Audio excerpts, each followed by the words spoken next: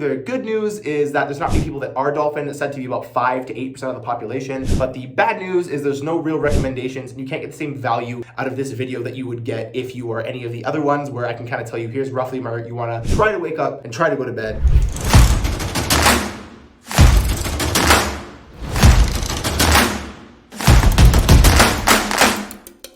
What's going on, guys? Welcome back to the Must Become YouTube channel. My name is Spencer and I believe that what you can become, you must become. That means if you're looking to become your best self, I believe it's an obligation to do so and you're at the right place. So guys, today is going to be a quick video. I've been making a lot of videos lately about sleep. I'm really interested in sleep because seriously, I think it's one of the biggest levers you can pull when it comes to your health and your performance. Today we're going to be talking about sleep timing specifically and also sleep chronotypes if you guys are familiar with that. Just to jump right off into the deep end, guys, I'm going to start with sleep chronotype. There's said to be 4 different sleep chronotypes. I'm not sure exactly the origin of the meaning, but obviously chrono meaning time and type meaning type. All of them are modeled after animals, the way animals sleep in the wild. The first one is the bear. The bear is said to be about 50% of people. 50% of people are supposed to have the bear chronotype. Essentially what this means is you wake up at roughly 8-9 a.m. Your energy kind of peaks somewhere at about noon to 1, somewhere in there. That's when you're kind of really firing on all cylinders. And then you get tired again somewhere around 9-10 p.m. Again, this is called the bear because this is what we observe bears do in nature. If you find that your energy really peaks between noon, 1, 2, somewhere in there, sleep chronotype does indicate when you might want to wake up and when you might want to sleep, and that will basically just to help you have kind of the best sort of performance in the brain. Not only does it indicate when you might want to sleep, but it also tells you the opposite, which is that if you find yourself that you like to get up around 8, 9, that's when you feel most fresh, or you're mostly tired, ready to go to bed around 10, 11, 12, somewhere there, then 1 or 2 p.m. might be the time that you want to really kind of drive in all as much work as you can because that's when your brain is working at its peak. Just a quick tangent there about chronotypes before I get into the other 3. The second one is the wolf. So the wolf guy is just like a nocturnal kind of hunter. Wolves like to sleep in closer to 11, something like that, 10, 11, sometimes it can be even later for some of you guys. And then as the day goes on, gradually as the day goes on, their energy begins to pick up. So the wolf essentially wakes up later in the day, has a little bit of activity as the day goes on, but activity begins to increase to a point where it peaks at, it could be 10, 11, 12, 1 a.m., something like that, where that's when they're really getting their kind of hardcore work done. So again, the same thing like I said with bear, is that if you find that you're someone who just prefers naturally, organically wants to wake up later and stay up later, then you might find that around the kind of 10, 11, midnight is where you peak with your energy. That might be where you want to place the majority of your hard brain power activities. The third one, guys, is the lion, which is the one I find to be myself. The lion is the opposite of the wolf. So lions like to get up early. They kind of roam the savannah early in the morning. They kind of get everything they need to do. This might be the 5, 6, 7 a.m. people. Then once it hits about 8 a.m., 9 a.m., that's really where their energy is kind of highest, when they're getting all of their hunting done. They're out there in the savannah. And then at about 1, 2 p.m., they begin to kind of crash. Their energy kind of goes down and they're not really getting much done after that. You'll see lions just lying around doing their thing. They kind of just chill in the afternoon. And then the final one, which is the most rare and also the most probably inconvenient if you find yourself to be this one. The final one, guys, is the dolphin. So the dolphin doesn't really have any specific sleep-wake schedule.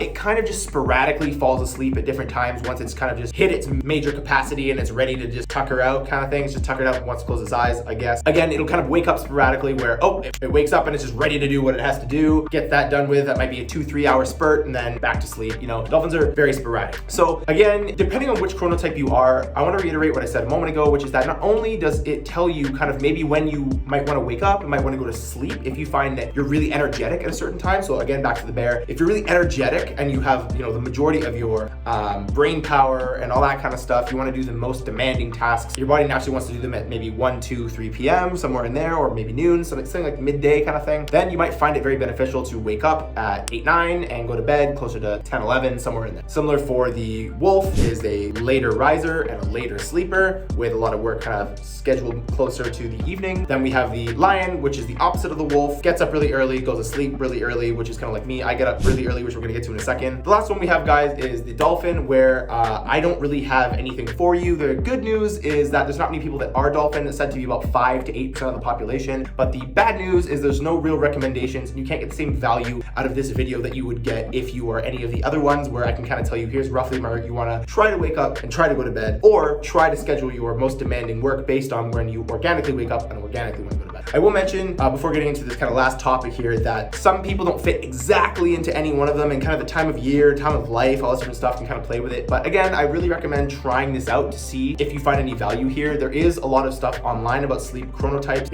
It escapes me right now the person who coined the term, but you can do a quick Google search, or if we're in 2023, you can do a quick chat GPT search or whatever, and you can basically just find who came up with it and more information about it. But there's tons out there. If you guys want any good articles, I can give you some great recommendations. Just ask me in the comments. What I did want to mention is this. I mentioned earlier that I'm in the lion sleep chronotype. So I get up early, I do a lot of my work really early, and then later in the day, I find my brain just kind of shits itself and shuts off. So what I've noticed recently is I get up really early and I go to bed really early. My alarm generally is set for 3 a.m. I wake up at 3 a.m., which means I go to bed. If I try and get about 8-ish hours, I usually go to bed at about 7 p.m., which can be a bit of a struggle, especially when there's light outside. I would highly recommend getting an eye mask if you guys are interested in any of my products that help me sleep or help with my sleep. Go check out my sleep video, which I can link down below. But what I was getting at is that what I've noticed is that I believe the body has certain hormones, especially cortisol, that can really impact how you sleep and when you sleep. So what I found is that no matter how regular I am with going to sleep at 7 p.m.,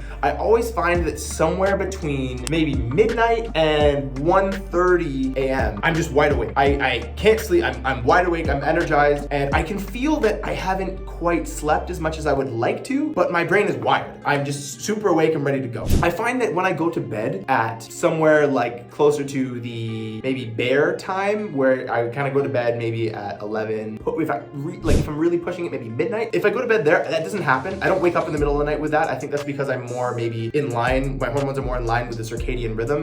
Again, if you guys are familiar with what circadian rhythm is, it's basically, super simplified version is basically just, it's our body clock that kind of syncs with the way the earth and the sun and all that stuff is. Anyway, I find that that's definitely an issue, that when I go to bed really early, I wake up and it kind of disappears if I kind of push my bedtime later. But the downside that I find, and you guys let me know in the comments if you guys have a similar thing, but the downside that I find is that I don't ever, if I go to bed at the time that kind of more coincides with the bear sleep chronotype, I find that I don't really have a time at all throughout the day that my brain is really firing on all cylinders. I find that even though I wake up in the middle of the night when I do my kind of more lion sleep cycle, so I get up earlier and go to bed earlier, I find that at least there's a few solid hours in the day that I can have really high quality, deep work, and I can be super focused on any task that I'm doing, either creatively or productively. And I find that really following that sleep chronotype of the lion helps me a lot, despite that annoying waking up in the middle of the night for sometimes about 40 minutes, which can really hurt how much sleep I have. I do wear an Oura ring. I don't currently have it on me right now, but I can check that and I can get back to you guys with information. If you guys have a similar issue, I can get back to you with any information that I might be able to give that might give you guys some insight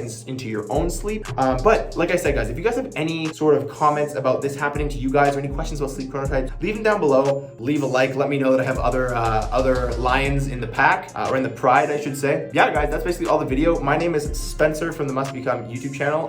Thank you so much for stopping by and watching. If you guys want to learn anything else, there's a ton on my channel. I put new videos out every single week, both shorts and long form. Please leave a like, please comment, please subscribe, and ring that notification bell, because I would hate if a video comes out that's specifically tailored to you and you miss it because you didn't tell the algorithm that you want to see content like that. So like I said, please smash that notification bell. With that said, guys, I will be on my way and see you in the next video.